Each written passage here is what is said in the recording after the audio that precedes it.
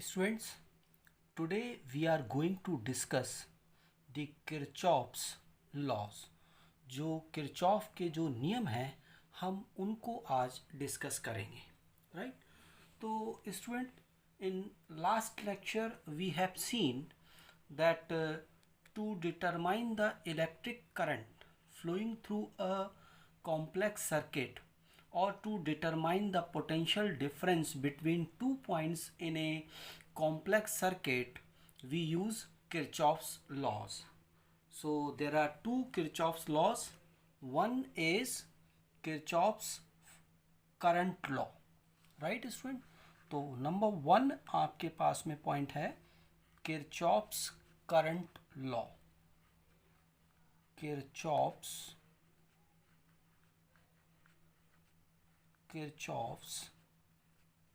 Current law.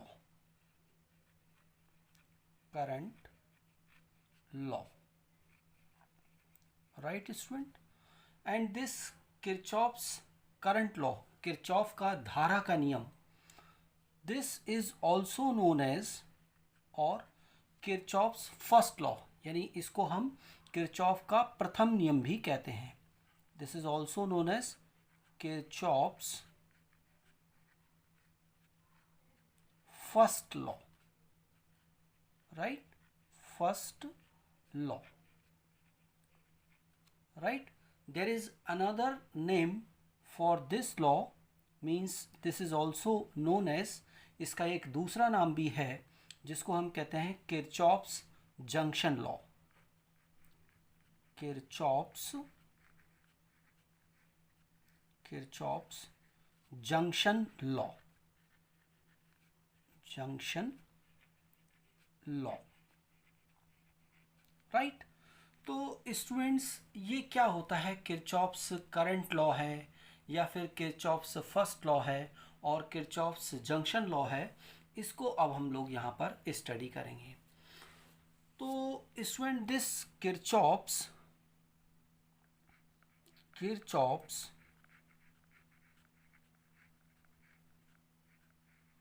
First law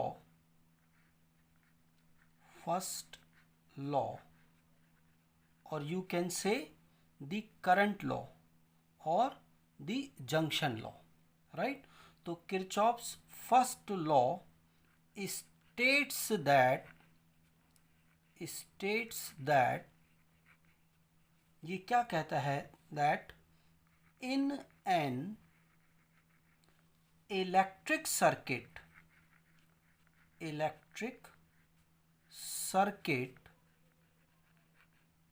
right, at a junction, right? कोई भी आपके पास में एक विद्युत परिपथ दे रखा है और उस विद्युत परिपथ में किसी जंक्शन पर, किसी संधि पर, the sum of electric current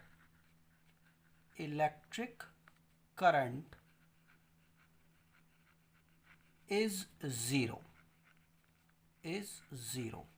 means आपके पास में इलेक्ट्रिक सर्किट के अंदर अगर कोई एक जंक्शन को हम कंसीडर करते हैं तो उस जंक्शन पर जो इलेक्ट्रिक करंट्स का सम होगा, वो क्या होगा? वो ज़ीरो होगा, right?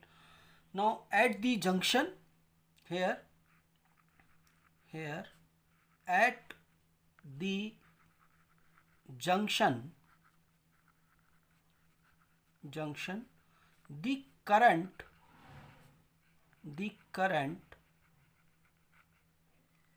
entering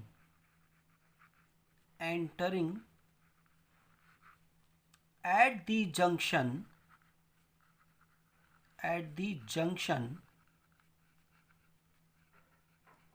are taken as positive,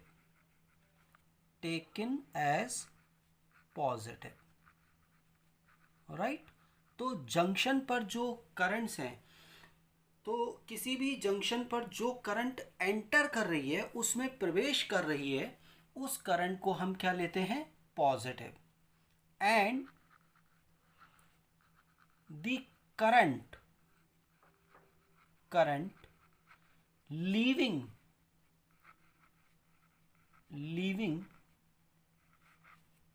the junction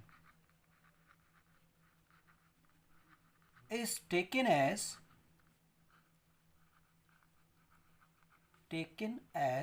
negative means किसी भी जंक्शन पर एंटर करने वाली करंट यानी प्रवेश करने वाली करंट जो है उसको हम पॉजिटिव करंट लेते हैं, और जंक्शन से जो लीव कर रही है, जो करंट बाहर निकल रही है, उस करंट को हम क्या लेते हैं, नेगेटिव हम कंसीडर करते हैं। तो फॉर एग्जांपल मैं सपोज मैं एक जंक्शन को कंसीडर करता हूँ इन एन इलेक्ट्रिक सर्किट। एक हमें इलेक्ट्रिक सर्किट दे रखा है, उसमें एक जंक्शन है, सपोज ये एक जंक्शन है, और इस जंक्शन पर आपके पास में ये जो है इसकी ब्रांचेस दे रखी हैं। एक ये है, इस तरीके से मैंने आर्बिट्रेरली जो है वो इसको मैंने सेलेक्ट कर लिया है। तो ये जो स्टूडेंट्स, ये क्या है आपके पास में, this is the junction, right. तो इस जंक्शन में स्टूडेंट्स आप यहाँ पर देखें कि ये जो है यहाँ करंट एंटर कर रही है, सपोज मैंने ये कह दिया I2 करंट एंटर कर रही है, और यहाँ पर जो करंट लीव कर रही है दिस इज I1 करंट है, एंटर कर रही है।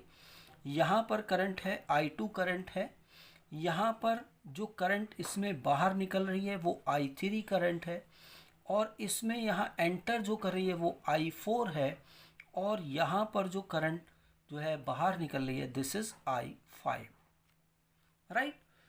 तो यहाँ पर अकॉर्डिंग टू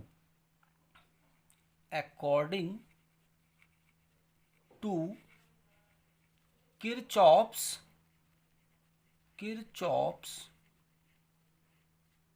करंट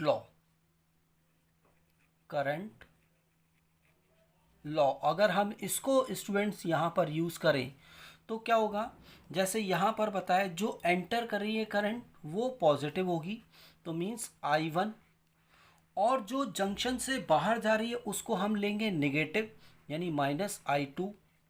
तो I2 करंट बाहर जा रही है, ऐसे ही I3 करंट बाहर जा रही है, तो इसको हम क्या लिखेंगे, -I3, और I4 एंटर कर रही है तो +I4, एंड यहाँ I5 जो है वो बाहर आ रही है तो -I5, this is equal to 0, ये 0 के बराबर होता है।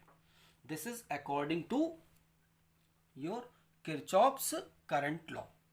तो इट मीन्स आप इसको मैथमेटिकली यहाँ पर लिख सकते हैं, मैथमेटिकली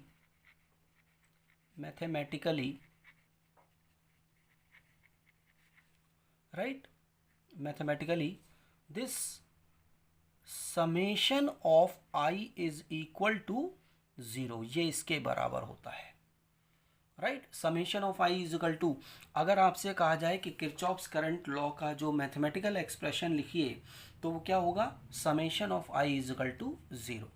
तो स्टूडेंट यहाँ पर अगर हम इस इक्वेशन को देखें, इस पर्टिकुलर इक्वेशन को देखें, तो हम इसको इस तरीके से लिख सकते हैं कि I1 + I4 is equal to क्या हो जाएगा, I2 + I3 + I5, राइट। तो ये इक्वेशन क्या कहती है, so from the above equation, यहाँ से जो हमें इंफॉर्मेशन मिल रही है, ये इक्वेशन हमें क्या इंफॉर्मेशन दे रही है, from the above equation the Kirchhoff's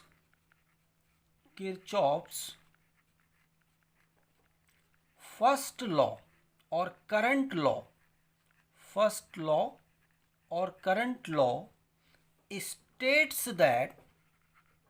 states that the sum of current or currents entering entering the junction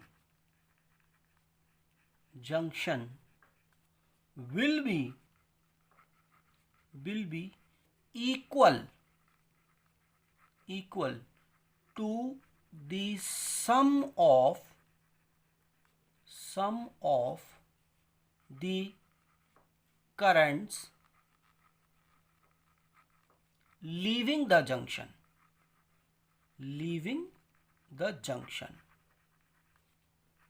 right students, तो यहां से आपको इस पर्टिकुलर इक्वेशन से आपको पता लग गया कि I1, राइट, ये I1 और I4 मीन्स आपके पास ये I4, ये दोनों करंट क्या कर रही हैं, एंटर कर रही हैं, और ये किसके बराबर है, I2 करंट जो लीव कर रही है, प्लस I3 करंट जो लीव कर रही है, प्लस I5 करंट जो लीव कर रही है।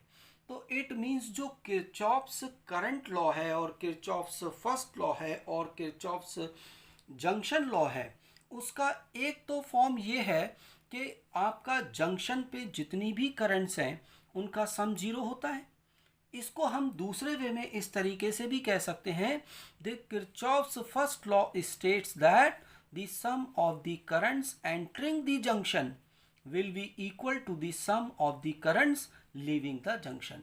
यानी जंक्शन पर एंटर होने वाली करंट और जंक्शन से लीव होने वाली करंट जो हैं वो आपके पास में क्या सेम होती हैं, राइट। तो इसको हमें याद रखना है। और एक पॉइंट आपको स्टूडेंट्स यहाँ पर ध्यान रखना है, और वो पॉइंट क्या है, वो ये पॉइंट है कि this Kirchhoff's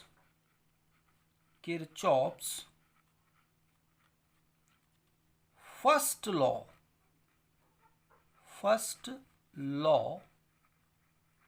represents the conservation of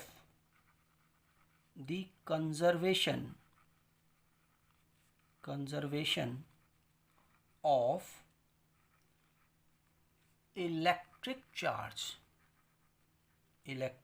charge. ये हमें ध्यान रखना है स्टूडेंट्स।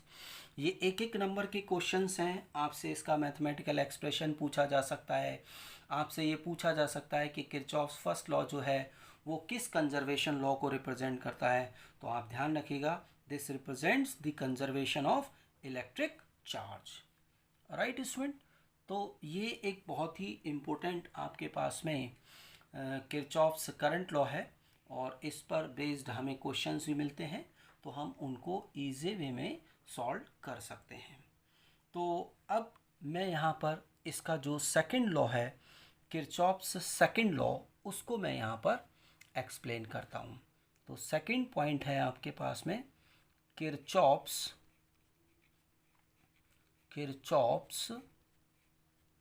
Second law. इसका जो दूसरा लॉ है मैं उसको यहाँ पर एक्सप्लेन करता हूँ, किरचॉफ्स सेकंड लॉ, राइट। तो Kirchhoff's second law, this is also known as Kirchhoff's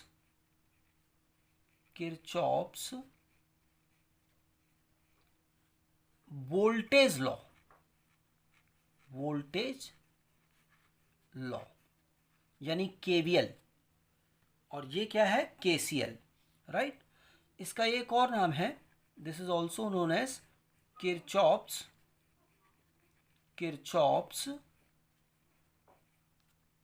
loop law, ये भी इसका एक नाम है। तो चाहे आप उसको किरचॉफ्स सेकंड लॉ कह लें, किरचॉफ्स वोल्टेज लॉ कह लें, या फिर किरचॉफ्स लूप लॉ कह लें, वो सब एक ही को रिप्रेजेंट करेंगे। तो ये क्या कहता है, दिस किरचॉफ्स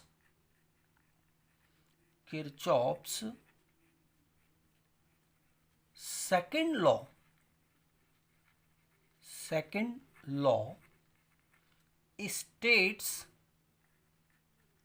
states that, ये क्या कहता है, states that the resultant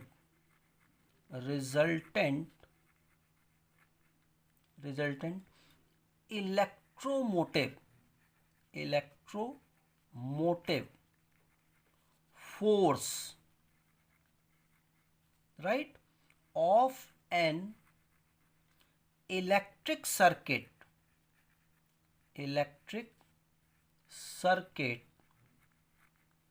is equal to the algebraic sum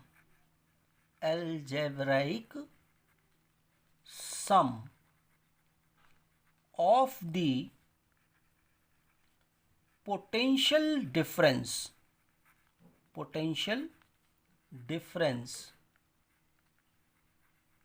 right, across the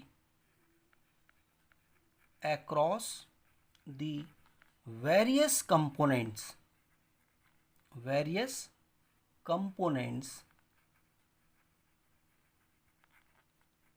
connected in the given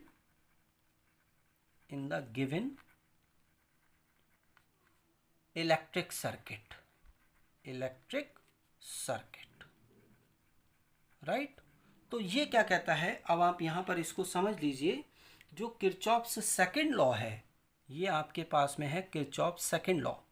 now this Kirchhoff's second law states that the resultant electromotive force of an electric circuit, यानी कोई एक electric circuit है, उस electric circuit का जो आपके पास में रिजल्टेंट यानी तुल्य विद्युत वाहक बल जो होगा of an electric circuit is equal to the algebraic sum. ये जो कुल विद्युत वाहक बल है उस सर्किट में जो अलग अलग अवयव हैं, उन अवयवों के सिरों के मध्य जो पोटेंशियल डिफरेंस है उसके सम के बराबर होता है।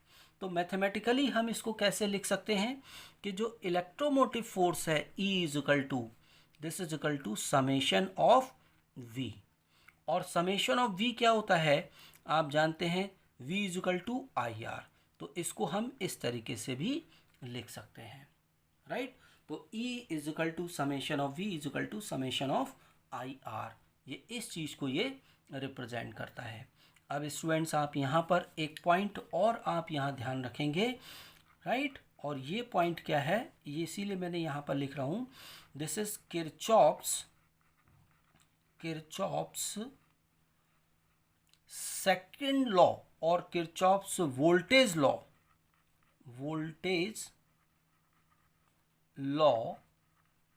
represents right the conservation of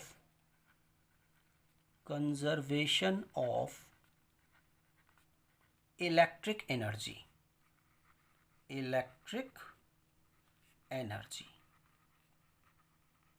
right student. तो इस चीज़ को आप ध्यान रखेंगे। तो ये आपके पास में दो लॉ हैं, एक है आपके पास में किरचॉफ्स करंट लॉ जिसको कि हम KCL नाम से भी जानते हैं, this is also known as KCL, Kirchhoff's current law, और दूसरा है आपके पास में किरचॉफ्स वोल्टेज लॉ और KVL, राइट। तो कभी कभी आपके पास में इन शॉर्ट भी लिखा होता है KCL और KVL, तो उससे कंफ्यूज होने की ज़रूरत नहीं है स्टूडेंट्स, आप इसको ध्यान रखेंगे। Kirchhoff's current law means KCL और किरचॉफ्स वोल्टेज लॉ जो है वो KVL है।